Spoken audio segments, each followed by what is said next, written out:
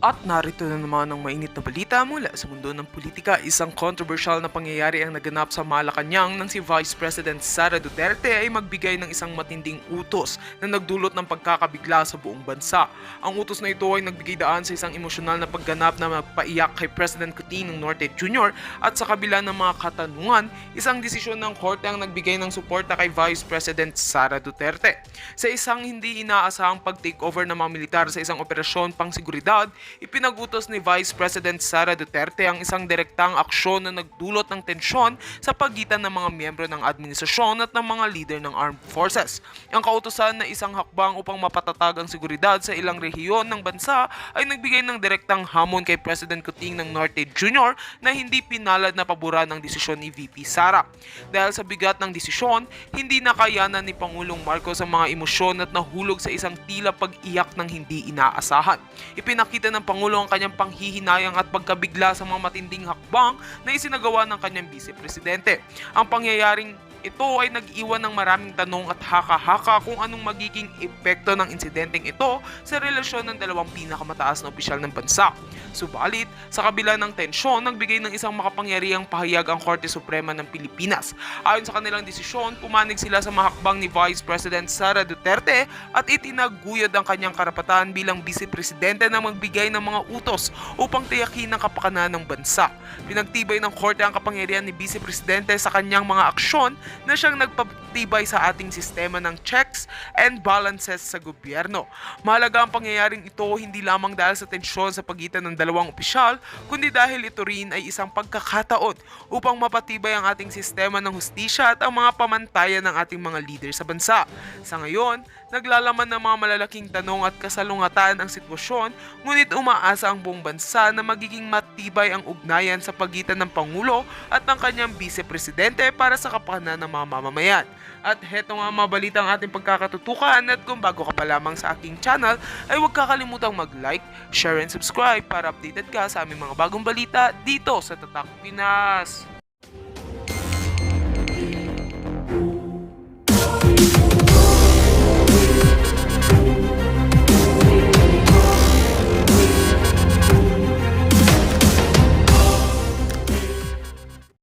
Itong si VP Sara. Doon muna sa unang press briefing, ma'am, na naging matapang na yung naging mga pahayag ng pangalawang Pangulo. Ano pong masasabi niyo po doon, Attorney? Sa unang press conference, Bago itong reply niya. well, alam niyo yung kasabihan na pagpasensyoso yung tao, huwag mong uubusin. Huwag mong itutulak hanggang doon sa punto na ubus yung pasensya. Kasi usually pag mahaba ang PC, malakas yung kabog at the end of it. So ganun nga po ang nangyari with the Vice President. Marami po siya as an insider, marami siyang nalalaman at marami siyang insights doon sa pagpapatakbo ng administrasyon na ito. Maliwanag na ang kitang-kita niya ang failings nito at kumbaga she was willing to work. Kita naman natin, willing naman siya to work from the beginning, kaya lang at some point, hindi rin siya tinigilan na. Nung una, ito ay saksi ako dito, alam namin na umpisa pa lang, hindi nila kayang tiisin si VP Inday at alam namin na may mga plano sila. Ang term na nagamit noon ay sa mga taga Davao. Okay? Hindi lang ako privy dun sa mga detalye ng mga ito. So, we knew that she wasn't in for an easy time. Sa umpisa lang po talaga mangyayari yon. And things have gotten so bad na alam natin na hindi na rin siya, kumbaga naaantala na ang kanyang trabaho, nag-resign na siya sa Department of Education where she was doing a lot of good work. So, ito na po ang umpisa. Kumbaga, kung ang administrasyon ay pumipitik pa lang sila kay VP Inday, ang pushback ay medyo malakas. Understatement yan of the year. So, kumbaga, para sa akin popcorn moment ito eh. Kasi you push one person too far and at some point, you will reap the whirlwind, kumbaga. Ang kapansin-pansin, yung tugon po ng mga kaalyado ng administrasyon ay hindi doon sa mismong issue, doon sa parang description, yung parang expression pangalawang pangulo sila, nakakonsentrate at doon nila tinitira, sabi nila na mental health. Pero hindi yung issue kasi naalala ko doon sa press briefing, sabi nga ni VP Sara, sa mga nanonood ng mga magulang, kung meron kayong anak na nanonood, bigyan nyo ng konteksto. Kumbaga doon sa konteksto dapat nakakonsentrate, pero parang hindi doon nakakonsentrate itong mga kaalyado ng administrasyon. Yes, kumbaga, I apologize. Di ko narinig yung last part. Sorry po. Yung kasi Yung last part na, no? yung sa kasi 'di ba, meron siyang binabanggit na mga expression niya doon at pinapalalahanan niya yung mga magulang kung meron mga nanonood ng mga bata na bigyan ng konteksto, no? Kasi parang sa mga Bisaya kasi masyadong maano din sa mga expression kumbaga, pero yung issue mismo na pinag-uusapan dapat doon nakatutok. Parang kagaya din ito sa tatay niya dati na pag may PI siya, doon nakakonsentrate yung mga balita. Hindi doon sa mismong kung ano siya, saan ba siya nagalit at nabigkas niya yung kanyang expression po, attorney. Yes. Nakikita natin na, alam niyo naman si VP Inday, normally kalmado yan. And very formal, magsalita, at contemplative. Bawat salita niya, pinag-iisipan. Kahit panoorin mo lang dun sa ordinary niya na excuse me. Ordinary niya, excuse me, sandali lang po. Meron Oo, okay lang. So, in the ordinary course of her speeches, nakikita mo nag-iisip siya. Either prepared yung speech niya o pinag-iisipan niya every word that comes out of her mouth. Pero dito, nakikita natin na alam na niya yung sasabihin niya, mabilis yung labas, pero masakit. Maangas, at saka mayroon ng mga language doon that, kumbaga not safe for work. Hindi, NSW. And hindi na niya sinusugarcoat. Inaano na niya, ginagawa na niya na, kung kumbaga, calling a spade a spade. It was very clear that she was not going to pussyfoot or sugarcoat. She intended to say exactly what she wanted to say. And masakit. For the first time, nakikita natin nag-escalate. Pero ito yung kailangan natin pansinin. The moment na nag-resign siya from the Department of Education, nakita natin na bumalik siya dun sa dati. Yung kanyang dating expressions, dahan-dahan nang bumabalik. Yung kanyang, even yung intonation niya, yung kanyang prepared speeches niya, they were more Sara Duterte now rather than a member of the Marcos cabinet. Hindi ko alam kung napansin niyo yon, pero para sa akin kapansin-pansin yan.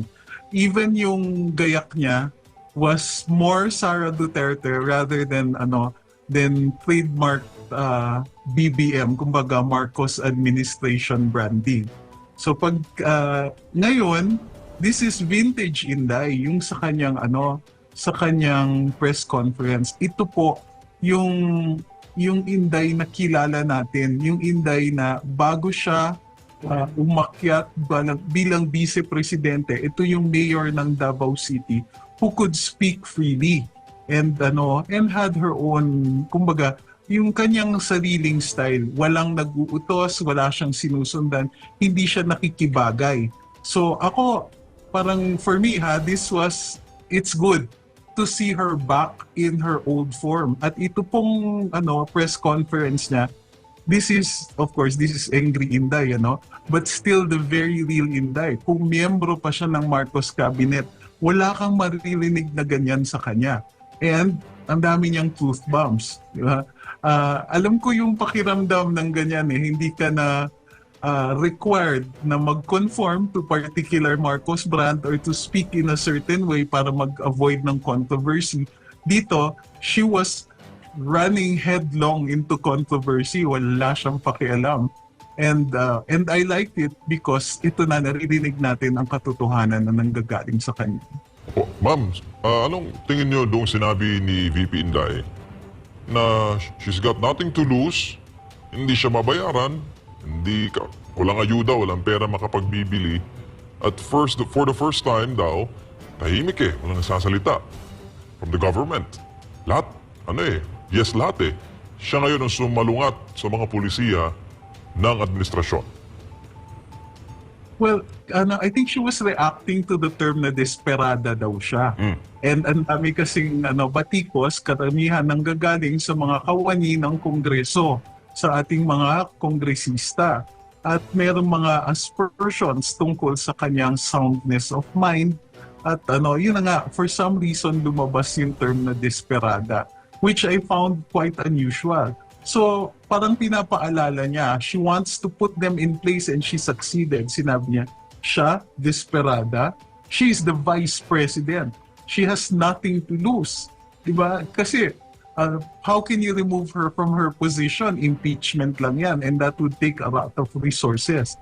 Kumbaga, anything that they toss at her, she can toss right back. And this time, wala na siyang boss. Hindi, like I said, hindi na siya kailangan makibagay sa Marcos administration. And therefore, nothing to lose. Walang magagalit sa kanyang boss. Walang magsasabi sa kanya, kailangan ganito gawin mo. They've done the worst to her. Binawasan yung kanyang budget, binawasan yung budget ng OVP. Parang kumbaga, nililimita yung capability niya na makapag-ikot and so on. Ano pang pwedeng mawala sa kanya? Wala na. And so now, she can actually speak her mind. Sa kaka-oppress nitong mga ito sa kanya, they inadvertently freed her to be able to call them out, call them whatever she wants. Kasi ano ba naman ang mawawala sa kanya? Also, remember that she is a heartbeat away from the presidency. Awayin man nila ng awayin, what if something happens that the president can no longer continue with his mandate or his duties as such? The vice president takes over at iba na po ang laro pag ganyan. Kumbaga, tingnan natin kung sino sa kanila iiyak. And my bet is it's not going to be VP Inday.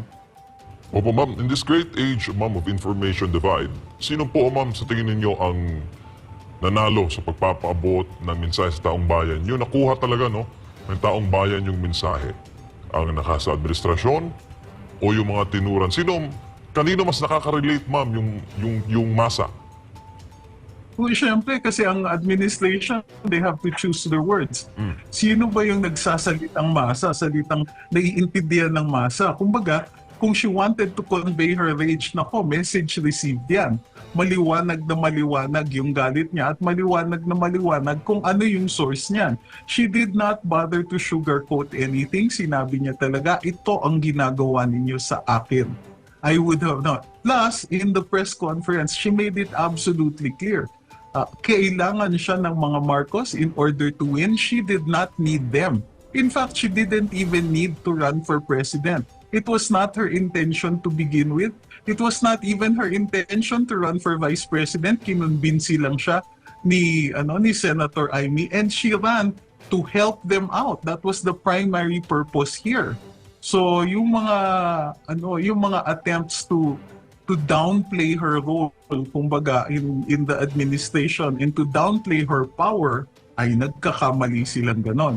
And ang masama niyan is they forced her to say it. They forced her to come out with the truth and tell everybody that, teka muna, kaya nga ako nandito was to help out this administration. And otherwise, hindi yan nakaupo. So yun, it's out there. Andiyan na yan. Yung kumbaga, nobody can second guess anymore and say, and try to gaslight us by saying na wala naman talagang power yan and so on. Her power was that she put this president in his place and she is still doing it. So, nilagay niya sa posisyon, pero ngayon, pinapaalala niya, wala ka kung wala kami. Ma'am, anong tingin niyo doon sa rhetoric ni VP Sara, doon sa issue kay former President Marcos Sr., na itatapon sa West Philippines? Isa ka to sa mga nagiging point of contention. Doon din nagre-react doon din nagre-react yung kapamilya, mga kamag-anak ni President Marcos Jr. Sa issue. At mga ganyang parang nagiging personala na ang bangayan, ma'am. Anong tingin niyo dyan? Well, hindi. Totoo naman po kasi na binanggit niya ito kay Senator Amy, but it was out of frustration. Kasi kahit noon, masama na yung dating sa kanya, inaapi siya, ganito, no? She was told early in the Marcos administration na kung anong kailangan niya, bibigay sa kanya. Kasi nga, out of gratitude to her participation in the elections that was, kumbaga, was the factor in allowing the Marcoses to win, to allow the president to win. So basically, parang ang sinasabi no ni PBBM sa kanya, anong kailangan mo? Partners tayo dito, I will make sure you get what you need. So nung umpisa, it was little things like the use of the plane. Okay lang yan, she can roll with the punches, hindi talaga kaya, o di sige. Hindi talaga feasible, hindi, mga ganyan. But then, dahan-dahan na. Sino ba ang nag-allow ng kanyang confidential fund in 2022? It was the Office of the President. Sila po yung nag-release. And actually, ang duty mag-liquidate niyan is the OP. Kasi original release, yun po ang mag-explain sa COA kung ano yung pinagkagastosan niya. At certification yan that it will be released to the Office of the Vice President. At ang tanong lang is kung may character pa ng public funds yan. So medyo complicated na issue yan. At any rate, bakit ang Vice President ang pinagtuunan ng pansin at kinwestiyon at ang daming innuendo about where she had spent that money. So, and then it became increasingly difficult for her. Explain siya ng explain sa iba't ibang mga sa iba't ibang committees sa Kongreso. Explain siya ng explain where the money went until umabot dun sa punto na she even refused na lang to spend it even if she was given that amount. So ito yung tanong. If she was being supported by the Marcos administration, bakit walang tulong from Congress? Bakit wala man lang, even in fact, in 2023, when she was fighting for her budget in 2024, it was the Office of the President na nagsabi na, ito, ganito yung ginawa niyan sa confidential funds and so on. Sila pa po ang naglaglag kay VP during the budget hearings. I don't know if you remember what happened doon sa nung panahon na yon. So, ang niyan is, she now is calling for a reckoning. So, tinulungan ko kayo, ito yung sinukli ninyo sa amin. And you weren't even honest enough to tell me to my face na, sige, hindi na tayo magkakampi ha. Ganon. Instead, they put her through the ringer. Nangako ng ganito. Ang daming pinangako sa kanya and then dahan-dahan, she began to realize na hindi pala sila magkakampi at naggamit siya ng lubusan dito. So, kumbaga, bakit sila magugulat na ganito ang retorika na ginagamit niya? Bakit sila magagalit when the expression here, the only way I can describe this is to call it rage. Kasi yun nga without her, alam niyo ba na nung nangangampanya sila sa Davao, dapat ang mga supporters doon, you would have seen a sea of green. Instead, she asked her own supporters, her own followers, to wear the colors of the Marcos side. Red. Pinagsuot niya ng red sarili niyang mga followers para magmukhang Davao City supports the Marcoses. So ganoon katindi yung kanyang suporta dito sa mga to. And this, the past 2 years have been nothing less than a continuing act of betrayal. And so in order to express yung feeling of betrayal niya, yun ang ginamit niya. Yung paghuhukay, but like she said, and tama ito, there's a difference between talking about something and actually doing it. So sinabi pa nga ni Secretary Boying, that's desecration of the dead. As if that's a crime. Unang-una, wala po yan sa revised penal code. Okay? Ano yung nasa revised penal code? Libel to blacken the memory of one who is dead, and 2, disrespect for the dead. But again, these talks, while libel is about speech, yung disrespect for the dead is an act. While she talked about possibly disrespecting the dead, what did she do? Nothing. She talked about it. Kumbaga, you can punish an act, but you cannot punish the speech. So, ayan, yan yung dyan. Yung kumbaga, she was very, very angry and she used rhetoric that was also descriptive of her rage. Okay? Yung ganun ka ano, this is how angry I am. Yun yung expression dito. Pero to equate it with a crime, that's a stretch. Ano lang. Dapat instead na sabihin na she shouldn't have said that, she shouldn't have done that, intindihan nilang nila that, well, she was angry. They should understand that anger. Ma'am, at tingin po ninyo marami pang mga bala maraming baon na mga pasabog ang bise. Dahil in the past, mga sinabi niya, lalo na yung mga pagpapaliwanag sa budget, talagang kung ano sinabi niya, back up with video at may evidence. Yung mga kwento nga niya doon sa, di ba, yung nag-attend sila ng graduation rites, kinumpirma ng Yes. AFP na nangyari nga yung mga yon. Nakita ko yung chat, yung ano kanina ni Cathy Binag. Sabi ni Miss Cathy Binag, malay nyo, na kay VP Sara na ang mga video, yung mga ganong insidente, ma'am, kasi painit ng painit yung yung usapan. Yes, maraming baon. Alam ko